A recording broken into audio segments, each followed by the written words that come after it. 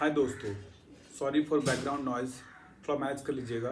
मैं अमरेश पांडे आपके blog Pandey blog में स्वागत करता हूँ।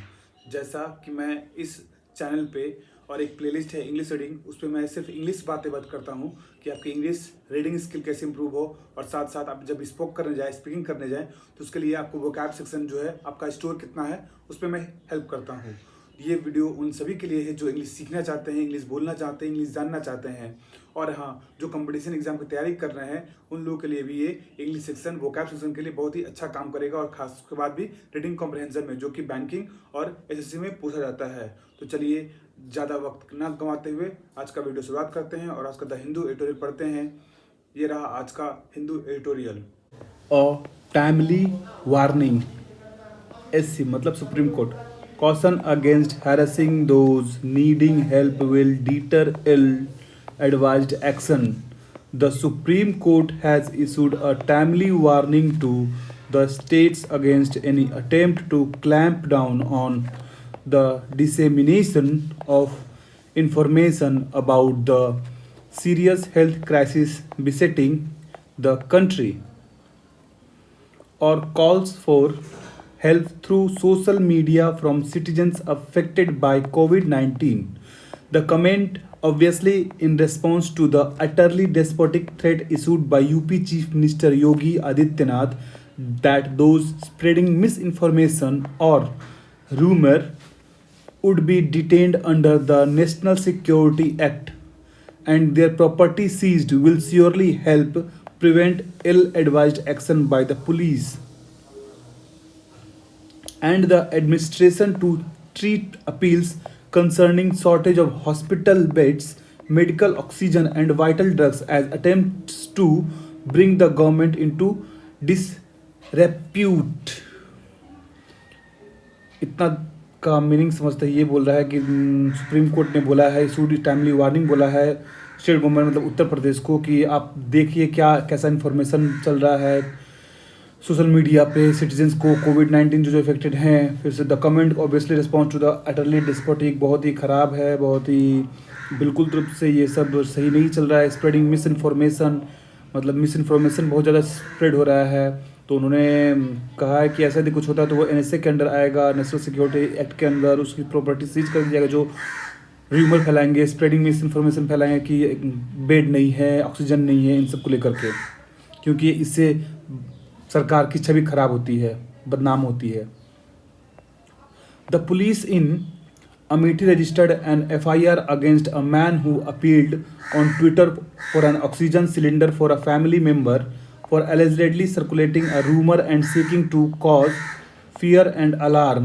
Mr. Adityanath appears quite convinced that complaint about oxygen shortage in his state are either imaginary or worse malicious and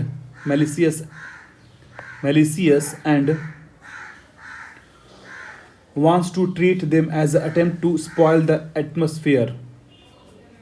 मतलब ये सब जो फालतू चीज़ हो रहा है रिमोर, इससे जो एटमॉस्फेयर है वो ख़राब होगा और ज़्यादा, जैसे चल रहा है कोरोना का, अब तो आप समझ ही सकते हैं। While it is entirely in order that a government has directed to the police to crack down the profiteering समझ में आया? प्रॉफिटियरिंग कल मैंने बताया था, प्रॉफिटियरिंग। आप लोग इसका मीनिंग बताइएगा क्या है कमेंट में। Medicine in the black market, it is quite a different matter if the administration starts seeing all appeal for help in a grave crisis as nothing more than activities aimed at tarnishing the government image. Given the propensity of such leaders to treat the voice of grievance by citizen, ये सब जो आप देख रहे हैं yellow ये सब थोड़ा आप लोगों को हार्ड लगता होगा, आप लोग मीनिंग नहीं समझ पा रहे होंगे। मैं फिलहाल रीडिंग कर रहा हूँ, रीडिंग करने के बाद आप ये सब जो है इसका मैं मीनिंग बता दूंगा और इसका सिनोनिम्स भी बता दूंगा जो कि आपका कंप्यूटर एग्जाम में हेल्प करेगा, और उसके साथ एक वर्ड भी बनाकर दिखाऊंगा कि जो ये हार्ड मीनिंग है वो आपके दिमाग में ईजिली छप जाए, ताकि इसका यूज कैसे करना है। और आपसे एक रिक्वेस्ट भी करूँगा कि आप भी उस वर्ड को की तरह एक सेंटेंस बना करके आप खुद से लिखें, ताकि वो आपको समझ में कि हाँ मुझे ये वर्ड समझ में आया है। तो चलिए आगे पढ़ते हैं। Grievance by citizen as a personal affront to their administrative capabilities, the court warning that any attempt to stifle the people's voice would attract action for contempt of code is quite timely and necessary, as Justice D.Y. Chandrachud, who heads the bench, remarked any clampdown on information is contrary to basis percepts. He underscored the significance and necessity for the free flow of information during a grave crisis by recalling the role it played in containing a famine in 1970. The court was apparently drawing inspiration from the theory articulated by economist Amartya Sen that the fundamental attributes of democracy, such as a free press and the need to face the people at elections and respond to political criticism, help prevent famines. आप लोग देखिएगा ये सब एक बार मैं reading कर ले रहा हूँ, आप लोग रीडिंग कर लीजिएगा, उसके बाद फिर आप जब जो ये जो वर्ड है उन लोगों को समझने के बाद फिर से आप जब रीडिंग करिएगा तो आपको देखिएगा कि ये जो पैराग्राफ है जो एडिटोरियल आपको बहुत ज़्यादा मतलब मेरे ख्याल से एक बार नहीं 2-3 बार पढ़ने के बाद आपको 50 to 60% समझ में आ जाएगा। और यदि आप रेगुलरली मेरे साथ बने रहेंगे तो आपको रीडिंग के साथ साथ अपने आप कॉम्प्रिहेंशन जो आता है SSC CGL में या फिर बैंकिंग में वो आपको करने में बहुत ईजी समझ में आएगा। तो आप मेरे साथ ऐसे ही बने रहिए, डेली मैं आपके लिए ये ऐसा वीडियो लाता रहता हूँ। तो चलिए आगे बढ़ते हैं। However, how far the present regime feels itself accountable to the people at large is now unclear. It faces criticism both within the country and from the international media that a major cause of the crisis is its reluctance to acknowledge its own failure to prepare for a calamitous second wave. Questions fired at it by High Court are also on these lines. Any move to stifle such criticism or believe that is a problem of managing perceptions will be of no avail if the infections and body count keep rising alarming and the health system draws close to a collapse. इसमें बोला गया है कि UP government है वहाँ पे oxygen कुछ दिन पहले एक बंदे ने ट्वीट करता कि यहाँ ऑक्सीजन कमी है पर तो उस पर जांच की गई तो पता चला कि वो फॉल्स अलार्मिंग है, र्यूमर से सब फैलाया जा रहा है कि बेड नहीं है, ऑक्सीजन नहीं है। तो चीफ मिनिस्टर वहाँ के बोले कि भाई ये सब तो बहुत गलत बात है, इससे तो हमारा छवि खराब होगा, यहाँ पर किसी चीज़ कमी नहीं है, फिर भी कमी बताई जा रही है। पर जो हाई कोर्ट के जस्टिस है वो बोले कि नहीं ऐसा बात नहीं है, आप लोग को देखना चाहिए, लोगों की तकलीफ़ों को समझना चाहिए। माना एक कंप्लेंट है लेकिन सबको आपको ऐसा अलार्मिंग नहीं देखेंगे तो बहुत ही बुरा हाल होते जा रहा है और बुरा हाल होगा। ये था आज का एडिटोरियल। तो चलिए अब चलते हैं उसके हार्ड मीनिंग्स में। माफ़ कीजिएगा ये सब जो बैकग्राउंड है आप समझ ही सकते हैं, बस आप ध्यान दीजिएगा पढ़ने में। तो आज हमने पढ़ा था हिंदू। आज 1 मई सैटरडे का ये वो कैप सेक्शन है जो हम लोगों को पढ़ा वो सब देखते हैं। पहला था क्लैम्प डाउन, सिकंजा कसना। ये एक फ्रेज वर्ब में आता है, सिकंजा कसना। क्लैम्प मतलब टाइट करना होता है। डिसेमिनेशन फैलाव, प्रचार, विस्तार। डिसेमिनेशन जो पढ़ा था ना उसका मतलब फैलाव, प्रचार, विस्तार। इसका सिनोनिम्स होगा diffusion, spreading, expanding, dispersal, elaboration, dispersion, proclamation. ये जो प्रोक्लैमिनेशन है इसको थोड़ा देखिएगा, ये अच्छा इसको बार पूछा जाता है प्रोक्लैमिनेशन मतलब क्या होता है। इसको पता है you can help the people by discrimination of my video to improve their reading skill. यदि आप मेरे वीडियो को फैलाएंगे तो लोगों का इम्प्रूव स्किल होगा, ये इसका वर्ड मैंने बनाया था। फिर चलते हैं बीसेटिंग। बीसेटिंग मतलब घाव करने वाला, दुखदायी, चिंताजनक, असमंजस। इसका मतलब होता है मतलब बहुत ही दुखदायी होता है, कुछ फैलाया जाता है तो उसका मतलब बीडेबल, बिलीगर, टॉर्मेंट। टॉर्मेंट बहुत बार पूछा गया है, आपके जहाँ जहाँ पूछा जाता है बहुत अधिक VVI इम्पॉर्टेंट ये वर्ड है, तो इसको याद रखिएगा एज सिनोनिम्स। इसका तो चलिए देखते हैं। The social problems that बिसेट the inner, मतलब सोशल प्रॉब्लम जो है बहुत ही चिंताजनक है आजकल, देखिए सब देखते हैं। फिर चलते हैं अटरली, मतलब बिल्कुल, संपूर्ण रूप से, एकदम सही, totally, absolutely, entirely, Holi, fully. He looked utterly ridiculous, वो मुझे पूरी तरह से पूर्ण रूप से बहुत ही भद्दे रूप से दिख रहा था।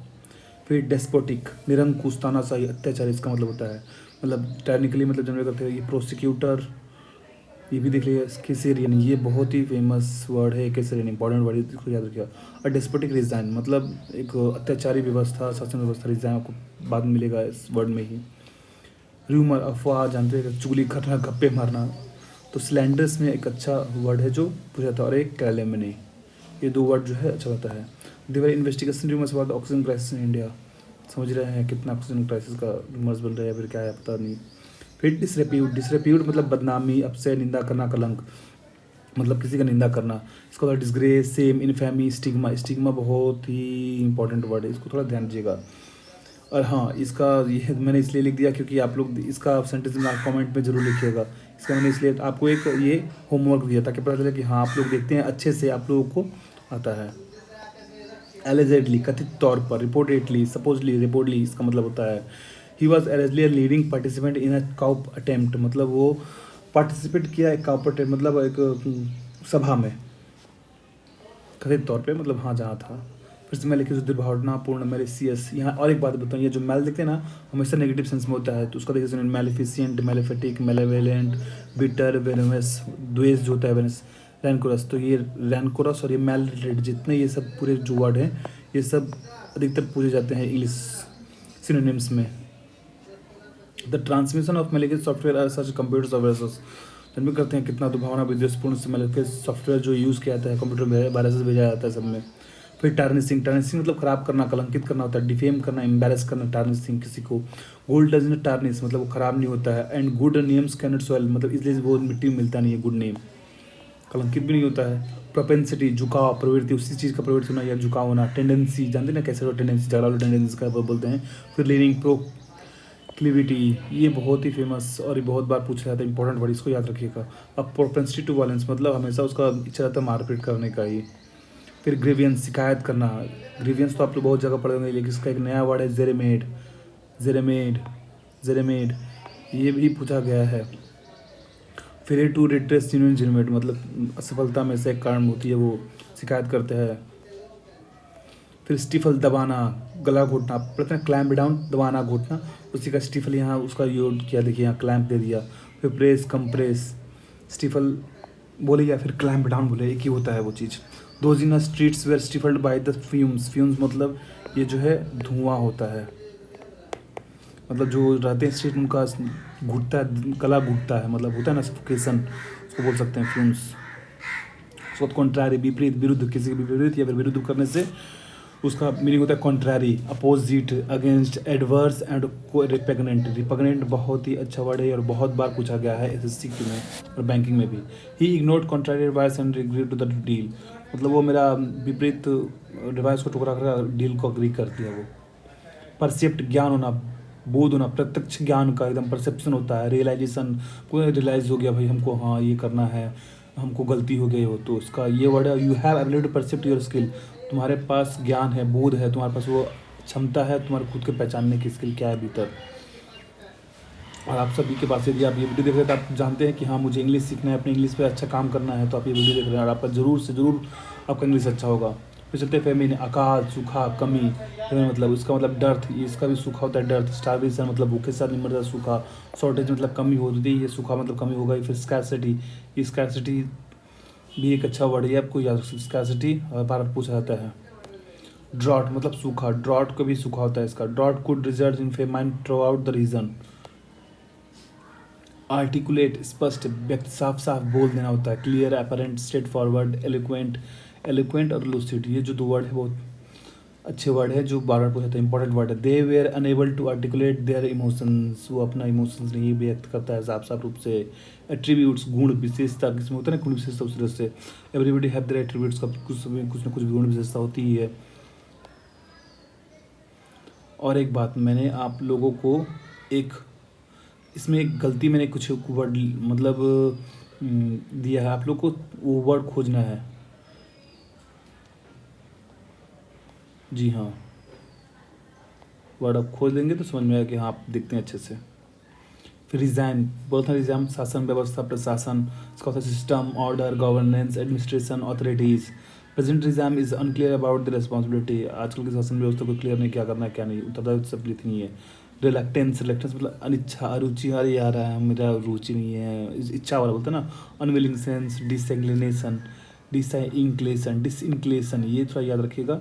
और हेजिटेशन हो तो सी सेंस्ड हिज रिलक्टेंस स्टडी, उसकी अनिच्छा जाहिर, वो अपनी पहचान लेके नहीं भाई हम तो पढ़ नहीं सकते हैं। फिर लास्ट आया कैलेमिटियस, मतलब विपत्ति आपदा, जिससे आता है ना कैलेमिटी मतलब आपदा, उस कैलेमिटी से विपत्तिपूर्ण, आपदाग्रस्त, डिजास्टर्स, कैटास्ट्रॉफिक। ये जो वर्ड है कैटास्ट्रॉफिक बहुत ही यूनिक वर्ड है और बहुत ही इंपॉर्टेंट वर्ड है, इसको याद रखिएगा। सच कैलेमिटस इवेंट्स ऑन फायर्स, हरिकेन्स, मतलब जो आपदापूर्ण जो घटनाएं हैं वो फायर्स है, हरिकेन्स है, फ्लड्स है। तो चलिए आज का जो है वो कैप सेक्शन द हिंदू का ख़त्म होता है, जो हम लोगों को पढ़ा। इसे पढ़ने के बाद फिर से जब रिपीट कीजिएगा इन सबको, तो देखिएगा आपको वो पैराग्राफ खुद से भी समझ में आने लगा है। तो चलिए ये आज का ये वीडियो यहीं समाप्त करते हैं। हाय दोस्तों, कैसा लगा आज का आपको हिंदू ट्यूटोरियल। जी हाँ, मैं ऐसे ही डेली हिंदू ट्यूटोरियल पढ़ाता हूँ। यदि आपको अच्छा लगे तो प्लीज़ लाइक भी कीजिएगा, अच्छा ना लगे तो डिसलाइक भी कीजिएगा, और साथ में कमेंट में बता भी दीजिएगा क्या इंप्रूवमेंट चाहिए, क्या इंप्रूवमेंट करना है, वो भी मुझे कमेंट में बता करके मुझे इनकरेज कीजिएगा, ताकि मैं ऐसे ही आपके लिए डेली वीडियो लाता रहूं और आपके इंग्लिश को अच्छा करता रहूं। चलिए आज का ये वीडियो समाप्त करते हैं और अपनी इंग्लिश स्किल को यूं ही बढ़ाते रहिए। जय हिंद, जय भारत, नमस्ते, धन्यवाद।